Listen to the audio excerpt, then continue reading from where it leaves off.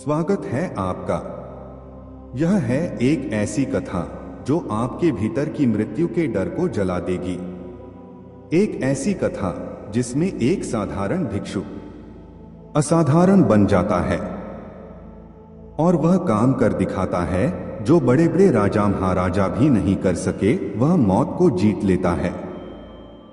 चलिए शुरू करते हैं आज की कथा, भिक्षु जिसने मौत को हरा दिया।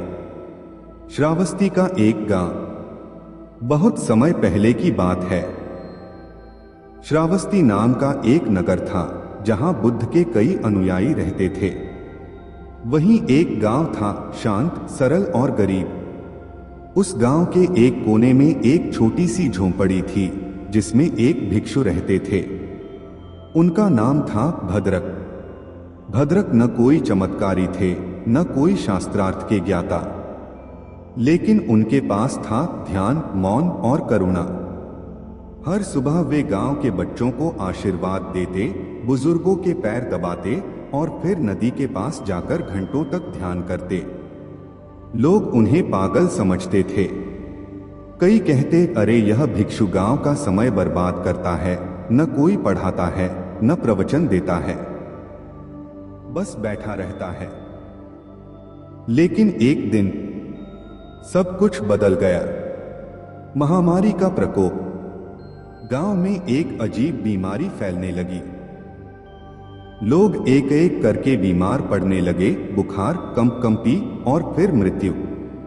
डर का माहौल बन गया। बच्चे तक चुप हो गए। मंदिर बंद हो गए। चारों ओर मौत का सन्नाटा था। गांव के लोग बोले, कोई हमें बचा नहीं सकता, ये कोई अभिशाप है, हमें श्राप मिला है। भिक्षु की साधना शुरू होती है। भिक्षु भद्रक ने यह देखा और कहा, डरो मत, यह मृत्यु नहीं, यह एक परीक्षा है। और वे चल पड़े उस पुराने पीपल वृक्ष की ओर जो गांव के बाहर अकेला खड़ा था।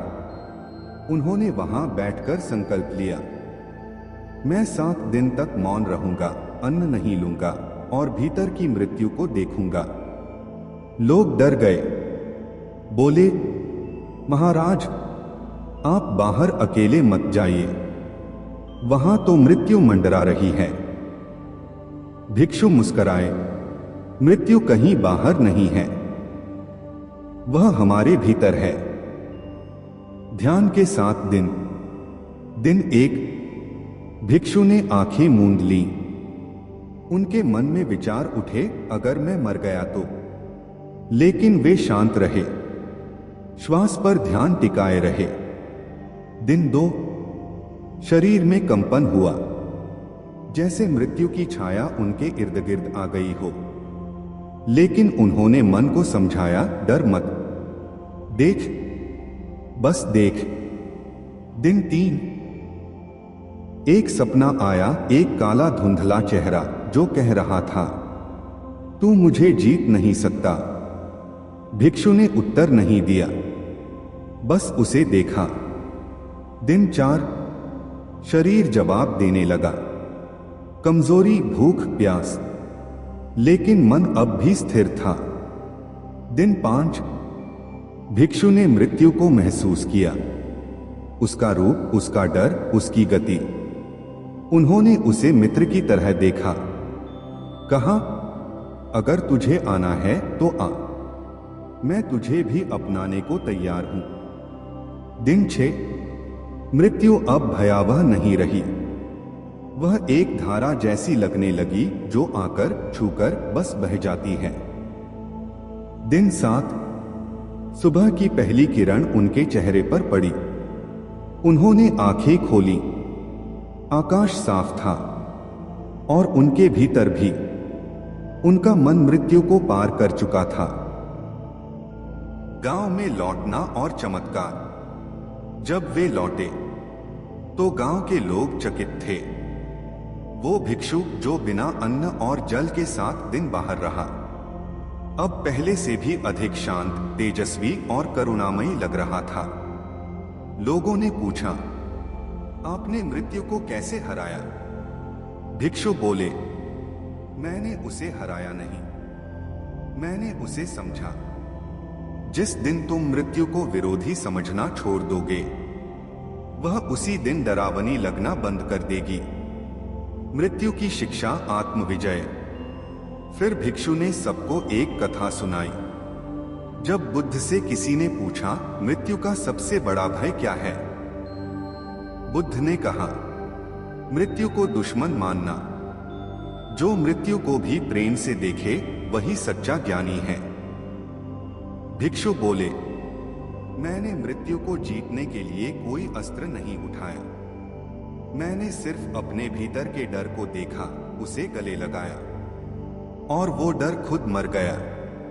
लोग रोने लगे। उनके भीतर जमा हुआ वर्षों पुराना भय आज भिक्षु की आंखों की करुणा में पिघल रहा था। गांव में बदलाव। धीरे धीरे बीमारी भी कम हो गई। लोगों के चेहरों पर विश्वास लौट आया। हर सुबह अब लोग ध्यान करने लगे, मौन साधना करने लगे। भिक्षु ने कोई चमत्कार नहीं किया था, सिर्फ एक बात सिखाई थी, जैसे मृत्यु को स्वीकार किया, वैसे ही जीवन को भी पूरी तरह स्वीकार करो। अंतिम संदेश।